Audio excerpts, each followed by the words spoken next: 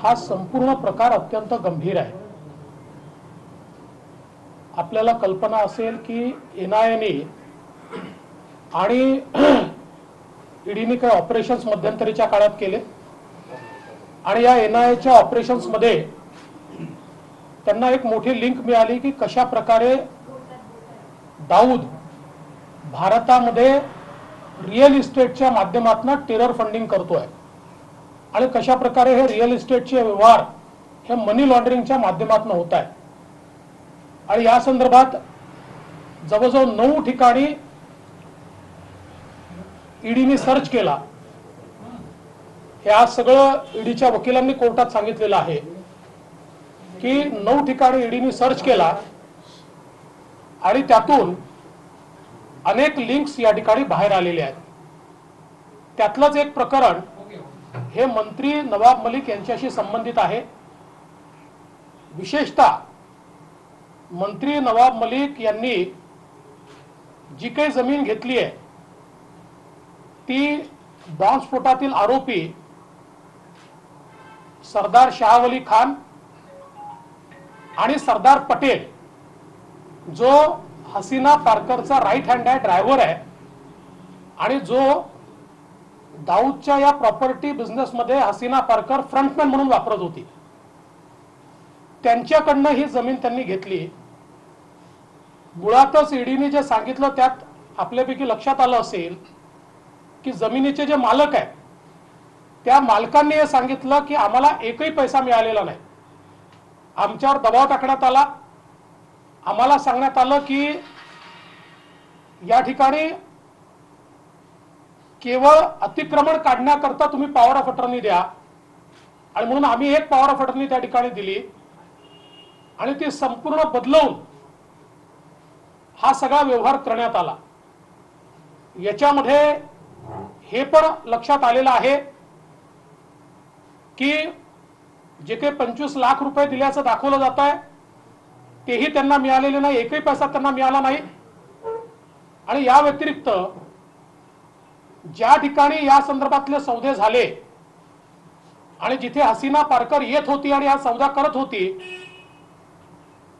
तिथल्या लोकांनी त्या संदर्भातलं बयान दिलेलं आहे। हा जो व्यवहार झाला आणि 55 लाख रुपये हसीना पारकरला देण्यात आले त्याचे देखील पुरावे हे ईडीला मिळालेत असे ईडीने सांगितलेलं आहे।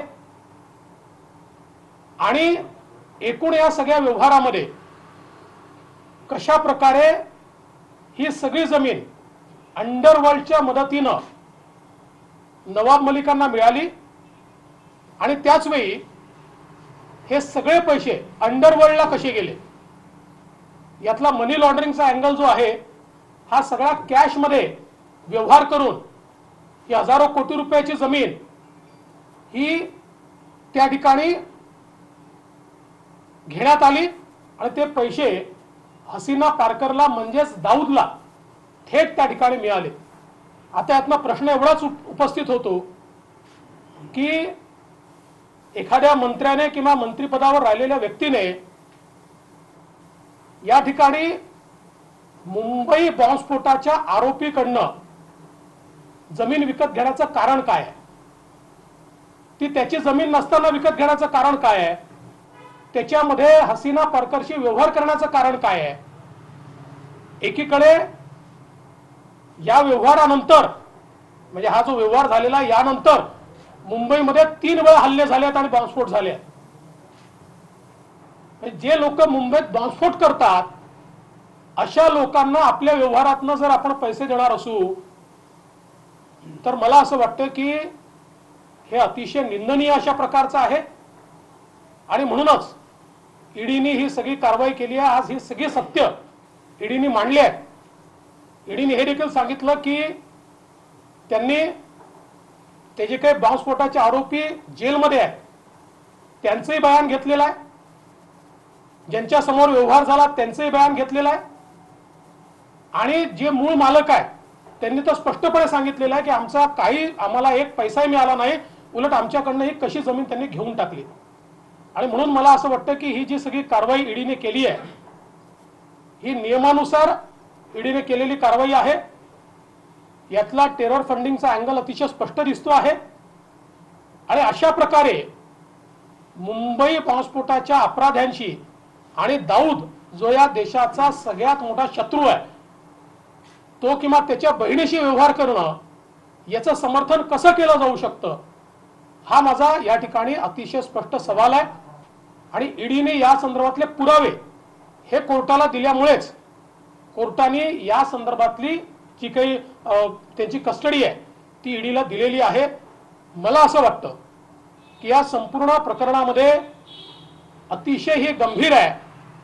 कुठल्याही राजकीय पक्षाने राजकारण न करता अशा प्रकारे जर टेरर फंडिंग होत असेल आणि मुंबई बॉम्बस्फोटाच्या आरोपींकडनं अशा प्रकारे त्यांच्याशी संगनमत करून जमिनी घेतल्या जात असतील आणि तो पैसा हसीना पारकर किंवा दाऊदला जात असेल तर याचा निषेधच केला पाहिजे आणि म्हणून मला असं वाटतं की याच्यावर राजकारण न करता या देशाचा शत्रू असलेल्या दाऊदच्या विरोधात सगळ्यांनी एकत्रितपणे या ठिकाणी भूमिका मांडली पाहिजे असं माझं मत आहे।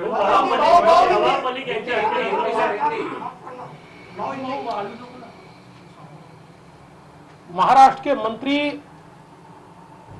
श्रीमान नवाब मलिक जी पर जो कार्रवाई आज हुई है इसमें ईडी ने कोर्ट में पूरी सत्यता उसके सामने रखी है।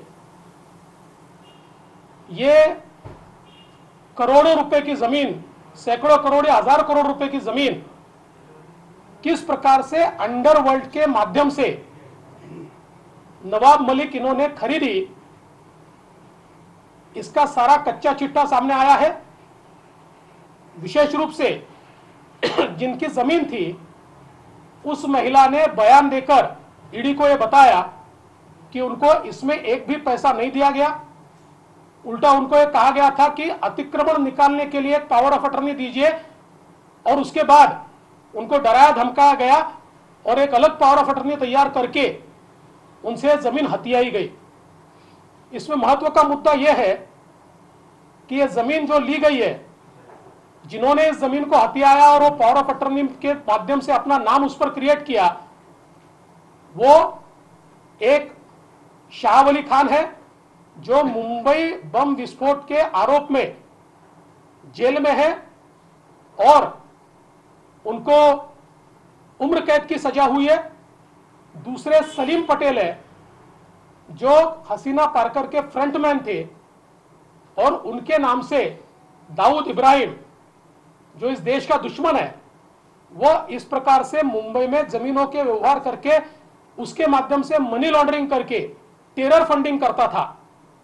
और इस मामले में जब कुछ लिंक्स ये एनआईए को मिले और ईडी को मिले तो उन्होंने इब्राहिम कास्कर जो दाऊद इब्राहिम का भाई है उसको भी अरेस्ट किया और इन सारे लिंक्स को एस्टैब्लिश करते हुए ये उनके ध्यान में आया। करीब 9 जगह उन्होंने छापे मारे और उसमें से ये सारी चीजें ध्यान में आई जो आज उन्होंने कोर्ट में कही है। इस मामले में ये हजारों करोड़ रुपए की जमीन मात्र 30 लाख रुपए में खरीदी गई, लेकिन वो भी पैसा जमीन के मालिकों को नहीं गया। और ईडी ने यह भी बताया कि इसमें 55 लाख रुपए ये सीधे हसीना पारकर को मिले जो दाऊद की बहन थी और उसका सारा रियल एस्टेट का बिजनेस यहां पर संभाल रही थी। और जहां दिए गए और जिसने दिए इन सब ने उसके बारे में पुख्ता बयान दिया जो आज कोर्ट के सामने भी आया है। तो सवाल यह उठता है कि इस प्रकार से हमारे देश के दुश्मन के साथ व्यवहार करने का कारण क्या है। राज्य के एक मंत्री और उन्होंने ये व्यवहार करने के बाद और ये 55 लाख रुपए देने के बाद आप देखिए उसके बाद में 3 हमले मुंबई पर हुए, बम विस्फोट मुंबई में हुए हैं। तो ये हसीना पारकर को जो पैसा गया किसको गया? ये दाऊद को पैसा गया और ये किस लिए गया? उनकी उन्हीं एक्टिविटीज के लिए गया जिन एक्टिविटीज के तहत इस देश के अंदर उन्होंने बम विस्फोट किए। और ये सारी चीजें कोर्ट के सामने ईडी ने रखी है। इतना ही नहीं तो ईडी ने जेल के अंदर जाकर मुंबई बम विस्फोट के आरोपी का बयान भी लिया है, जिसमें उन्होंने ये सारी बातों को माना है और इंडिपेंडेंट गवाहों ने भी इसकी पुष्टि की है। और इसीलिए शायद ये सारे तथ्य सामने आने के बाद आज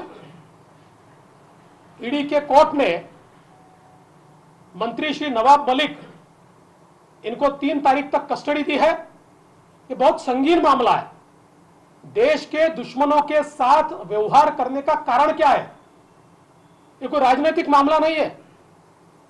राजनीति में हम एक दूसरे के ऊपर छीछालेदार करते रहेंगे, लेकिन अगर कोई देश के दुश्मन के साथ सौदा करता है और सारा रिकॉर्ड पर है, और ऐसा रिकॉर्ड पर सौदा होता है और साथ में सीधे पैसे अगर हसीना पारकर को वहां मिलते हैं, दाऊद को मिलते हैं, तो मुझे ऐसा लगता है कि ईडी को यह कार्रवाई करनी पड़ेगी और सभी राजनीतिक दलों ने इस कार्रवाई का समर्थन करना चाहिए।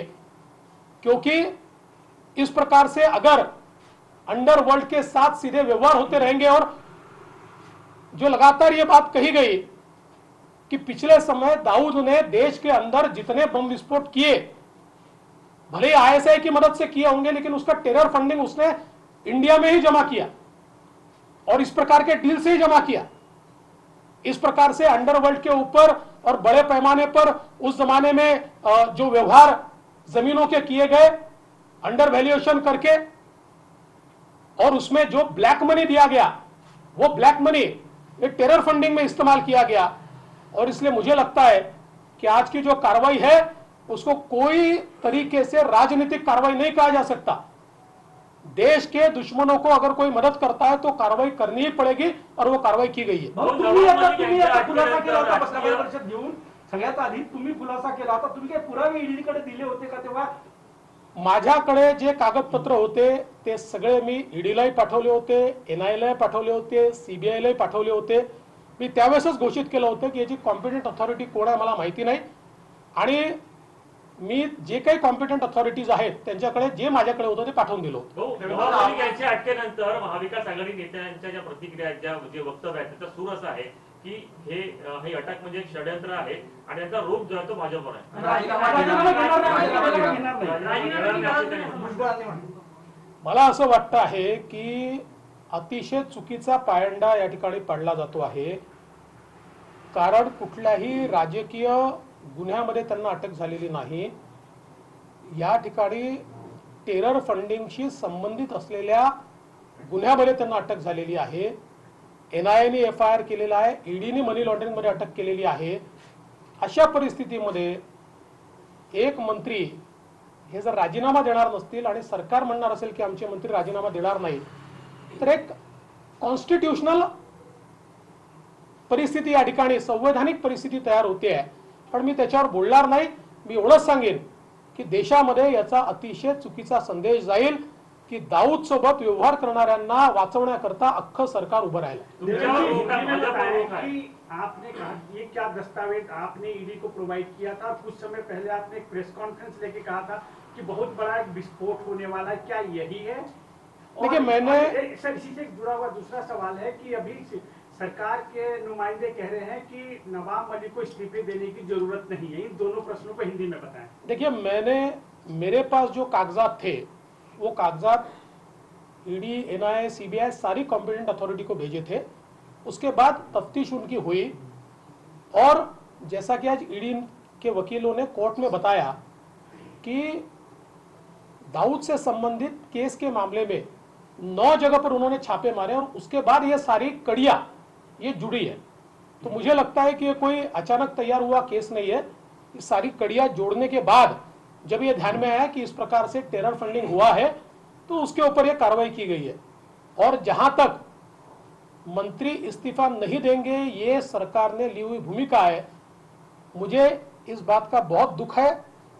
राजनीति का स्तर अगर इतना गिरेगा तो इससे बहुत एक बैड प्रेसिडेंट हम लोग क्रिएट करेंगे कि दाऊद जैसे देश के दुश्मन को मदद जिनके माध्यम से हुई, उनको बचाने के लिए और उनका मंत्री पद बचाने के लिए पूरी सरकार उनके पीछे खड़ी है, मुझे लगता है कि इसका देश को जवाब इस सरकार को देना पड़ेगा. संजय राऊत म्हणाले की हे एका प्रकारे अफजल खानने पाठीवर वार करण्यासारखा आहे आणि खरा हिंदुत्व अशा गोष्टींसोबत लढण्यामध्ये आहे.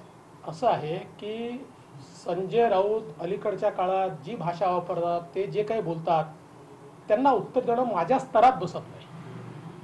ज्या स्तराचं त्यांचं बोलणं आहे ना, त्या स्तराचे लोक त्यांना उत्तर देतात. नवाब मलिक के बारे में यूपी तक बात पहुंच गई. अखिलेश यादव ने कहा है कि भारतीय जनता पार्टी जब बौखलाती है तो झूठे गवाहों को खड़ा करके झूठे आरोपों को लेके जांच एजेंसियों को सामने लाती है. और पवार जी ने भी ममता से बात की. पूरी चीजों को आप किस तरीके से देख रहे हैं? देखिए, पहली बात तो मैं आपको बता देना चाहता हूं कि ये बौखलाहट बोल रही है, क्योंकि ऐसे मामले में उनके लोग आज पकड़े गए हैं कि जिसमें देश के साथ धोखा हुआ है, और इसलिए उनकी बौखलाहट बोल रही है. और जहां तक झूठे गवाह वगैरह ये सारी चीजें जो कही जा रही है, कुछ दिनों में मैं खुलासा करने वाला हूं. अभी आपको बोल देता हूं कि किस प्रकार से महाराष्ट्र सरकार झूठे गवाह तैयार करने का षड्यंत्र रच रही है. इसका खुलासा कुछ दिनों में मैं ही कर दूंगा. अभी तो आप इस केस के ऊपर अपना लक्ष्य केंद्रित कीजिए. असं आहे की तुम्ही जे म्हणता आहे की खोटे साक्ष, खोटे गवाह वगैरे, या संदर्भात अतिशय स्पष्ट केस ही ईडीच्या वकिलांनी ठेवली, म्हणूनच 3 तारखेपर्यंतची कस्टडी मिळालेली आहे. आणि येत्या काळामध्ये लवकरच महाराष्ट्र सरकार कशा प्रकारे खोटे लोक तयार करतात, खोटे गवाह तयार करतात, आणि कशी सरकारची यंत्रणा ही खोटेपणा करून लोकांना फसवण्याचा प्रयत्न करतात, नेत्यांना फसवण्याचा प्रयत्न करतात, याचे काही खुलासे मी लवकरच करणार आहे. पण आज तो विषय नाही, म्हणून आज त्याच्यावर मी बोलणार नाही. आज मी हा विषय महत्वाचा आहे, देशाच्या सुरक्षेशी संबंधित विषय आहे, आणि अशा विषयामध्ये राजकारण होऊ नये असं माझं मत आहे. नवाब मलिकांच्या राजीनाम्यासाठी भाजप आंदोलन करणार आहे का?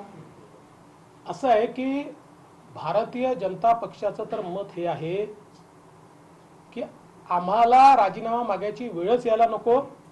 इतका गंभीर आरोप लागल्यानंतर मंत्र्यांनी राजीनामा दिलाच पाहिजे.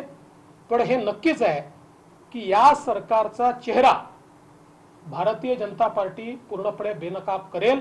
त्या संदर्भातला भारतीय जनता पक्षाचा जो काही निर्णय असेल तो आमचे अध्यक्ष चंद्रकांत दादा पाटील घोषित करतील.